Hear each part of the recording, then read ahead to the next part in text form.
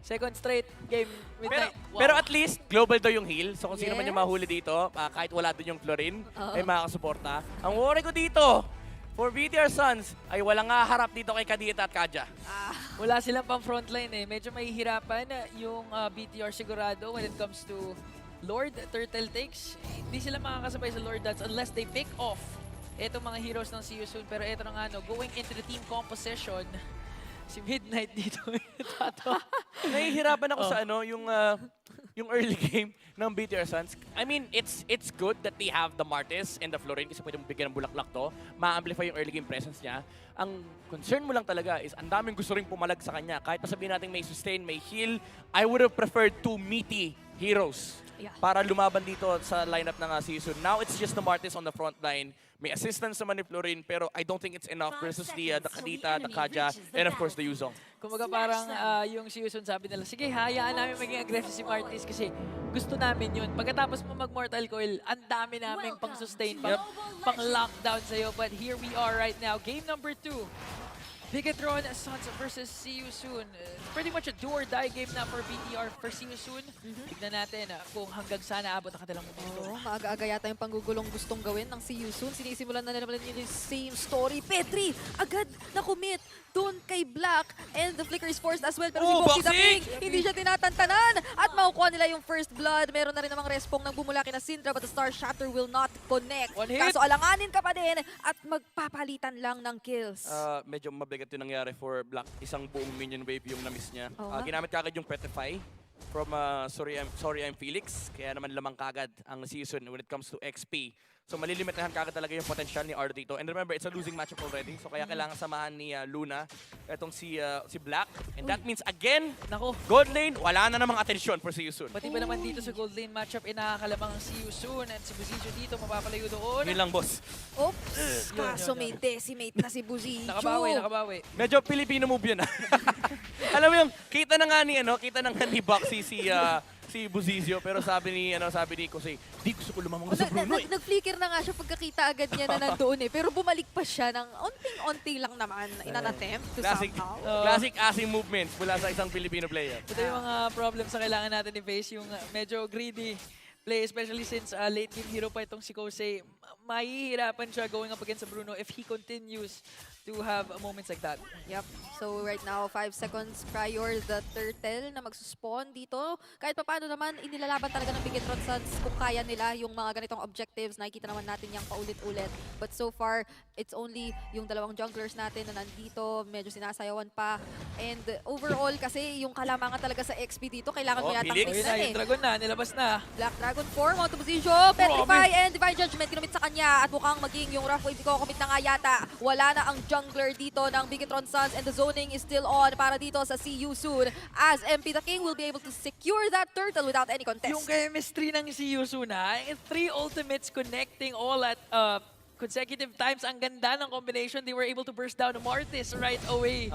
That's a hard thing to pull off. Kailangan immense yung chemistry nyo. Kailangan halos sabay na kayo naliligo at kumakain. Kung ganyan yung chemistry nyo. Grabe naman yung sabay naliligo, boss. Ang Hindi, intense pwede kasi, naman. diba? Iba't ibang CR. Iba-ibang CR. Iba-ibang CR. Pero Pero- same time. Naawa ako kay Buzizio sa totoo lang. Imagine mo yung dinanas niya doon. Pinetrify siya, nadash siya with the Mortal Coil. Yeah. Hinila ng Divine Judgment. After yung Divine Judgment, pinetrify pa nung Kaja. Literal, walang galawan. And again, that's the downside of having this Florin.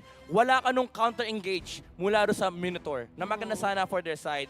And I feel like that's detrimental to their lineup kasi paano si Buzizio na mamaya talagang siya lang yung tatargetin dito ng si Yusun. Ang daming responsibilities si Buzizio ngayon. As you mentioned, wala nga frontline ng BTR.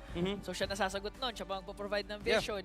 Pero alam yun ang si Yusun. Kaya every time na nakikita nila si Buzizio, All in. all in. Hindi Oo. sila takot mag-expend ng spells. And actually, this was a thing nung wildcard na medyo pag nagtitipid ka ng skills, maaaring yun pa yung maging downfall mo. Pero yung si Yusun, Hindi, nagbabanding eh. yung bonding talaga eh. Banding Gastos sila ng eh. gastos eh. Kanya-kanyang bato ng Petrify, kanya-kanyang... Ang maganda, yung layering. Pasok. Pasok, diba? Diba, napag-uusapan, nandun yung communication. And again, all this is happening. While all this is happening, if you look at the gold lane, lamang sa level, si Kosei, na ipanalo niya na naman yung lane versus Super Upa. Kahit na shutdown siya kanina doon eh, no? Ni Buzizio. So marami na namang adjustments ang kailangan gawin dito. ng BTR if they want to have a potential reverse sweep against See You Soon. Aha. They can actually they have the potential naman to dominate the mid game mamaya. Mabigyan lang nila ng proper space. Yeah. Itong si Super Upa eh. Oh, tsaka parang surprising din kasi masyado yung nakikita natin sa gold lane matchup, no? Na parang nabubuli rin ng ganun yung Bruno na supposedly Ayun na! makakakuha naman ng advantage pero magbabalik na nga tayo agad dito sa ating laban. And so far, hindi naman masyadong na iba pa ang sitwasyon. Interesting, no? Kasi sabi na nga natin losing matchup itong si Arlot dito sa Yuzhong. So we're gonna see paano mag-a-adapt itong Bigatron Sons. Because so far, nahihirapan na sila eh. They have to focus dun sa gold lane. So basically si Black, medyo kailangan taste pogi ka muna. Yeah, siya yung medyo game changer dito actually pagdating sa team fights. If makakahanap sila ng magandang final slash and if land delay mga spells sila pero Pero mas maganda yata yung mga Divine Judgment na nakikita natin magmula pa sa kanina. Ra will be able to take down Luna on Botak habang si Busisio sinasayawan na lang papalayo ang mga players ng See You Soon. Mamamataan yata nila doon si Super Upa pero hindi naman na ipagpapatuloy ang mga pinaplano nila. Alam nila kung ano mang skills yung na-expend na but MP the King says no! Ipagpapatuloy nila at ida-dive sa ilalim ng Torre and the flicker expended for Kusei para lang i-take yung kill. pogi naman. Yun na yung sinasabi natin eh. Hindi talaga sila takot mag-expend ng skill.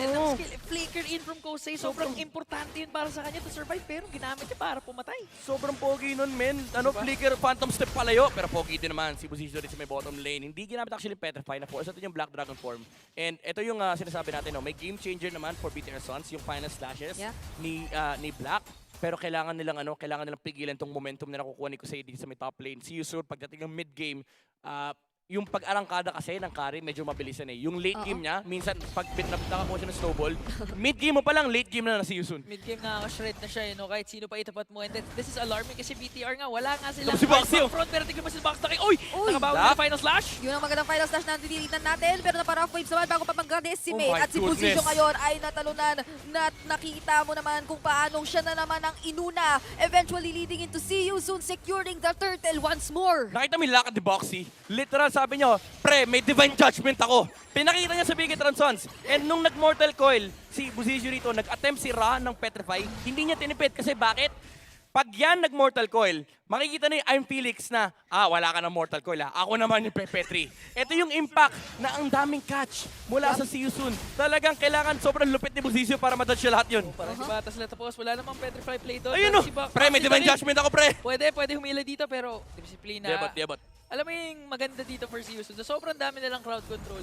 Hindi na nga nila kailangan gamitin yung gulat factor eh. Kasi the fact na ang dami nilang crowd control, ang nakakagulat doon kung ano yung unang lalabas eh. Yung lakad lang ni Boxy, hindi na sana eh, parang gagamitin ba?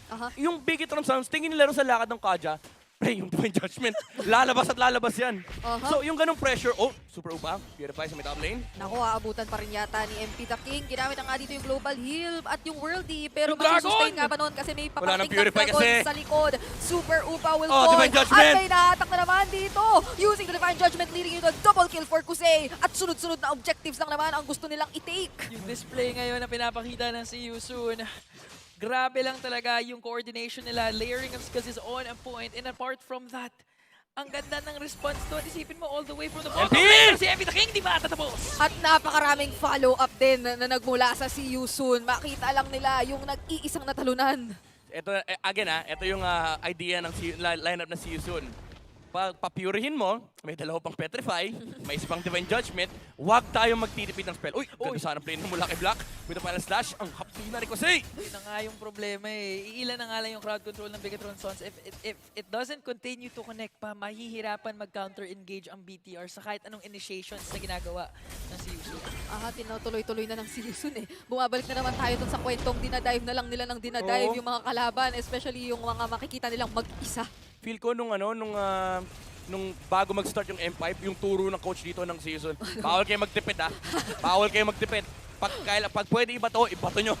Parang sa parang sa basketball yung time na huwag kayong titira ng long twos. Lahat tayo 3. Oo. Kahit magmintis, sulit pa rin kaysa Ito sa yung, long two. ito yung literal na example ng try and try. Oo. Until you succeed. Until you succeed. Yung is the Minsan shot you syempre don't take. mamamatay yung hero, pero okay lang. Try and try lang. Until you succeed. Kailangan nyo din malaman kung ano yung mga maasim plays na maaaring pwede nyo makomit. Kanina nakita tayo ng isa sa gold lane doon from Kose. Aha. Nakita naman natin, hindi na niya inuulit kasi nagdo-dominate na talaga siya ngayon. Oo.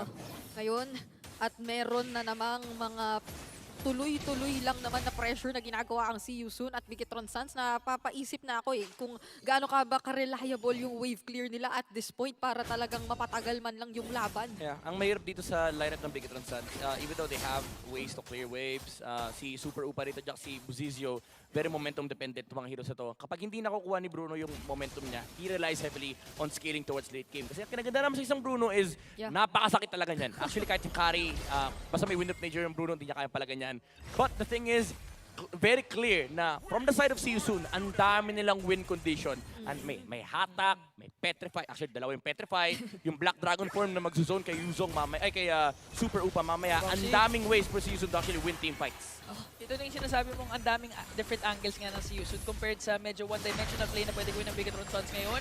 At ayun na nga yung play na yun! Teka, hindi yata kumonekta doon yung Hindi Special nag-usap. Liquim. Nakapagsayaw pa muna. Oh, Divine Judgment! Kaso ngayon, si Buzizio, mauhuli pa din at hindi na patatakasin pa. That's one man down para sa Bigetron Suns. Dumadating na tayo sa point na kahit hindi mag-connect yung mga initial crowd control natin, sa sobrang dami nating crowd control, okay lang. Sabi ni Boxy, Okay lang daw. sabi ni Boxy, okay lang, di mo na Petri, hatakin ko na lang.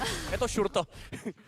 Suppress eh. Hindi nga niya ginagamit nung una eh. Ano lang, nakatayo lang siya. Oo. Pero meron siyang Divine Judgment. Kaso, hindi siya yung nauuna. Oh, ang malungkot nga lang doon sabi ni Felix, sorry, di ako nakapasok. Sorry. Hindi siya hindi siya tumalon eh. Sabi ni Boxy, okay lang, got you. Okay lang, marami tayong CC. Marami tayong sisi, Marami huwag tayong tayo CC. magsisihan. Yun, Sige, okay. good. 8 out of 10. 8 out of Kaya 10. pag naglaro tayo mamaya ng RG, walang sisihan na. Basta mailan po yung Divine Judgment. Basta kumonekta. Pero going back doon sa sinasabi natin kanina, yung threat ng See You Soon, meron sanang padding yung Bigetron Suns if they picked up the Minotaur. Kasi if hindi mapatay yung Minotaur, meron kang ability to reset the fight, meron kang Fury, pwede kang mag-counter-engage. You also are giving some form of space for the Martis and the Bruro. Ngayon, si Buzizio lang literal yung frontliner ng Bigetron Suns, kaya naman 4 deaths si Martis dito. Kasi literal, ikaw lang yung target ng See You Soon. Sobra. As in, yun lang talaga kailangan nila puruhan. And I do agree with what you said. If Minotaur to, mas multi-purpose kasi. Ang daming ways para nila ma-counter-initiate yung mga ginagawa ng See You Soon eh. Yeah. Florian, medyo one-dimensional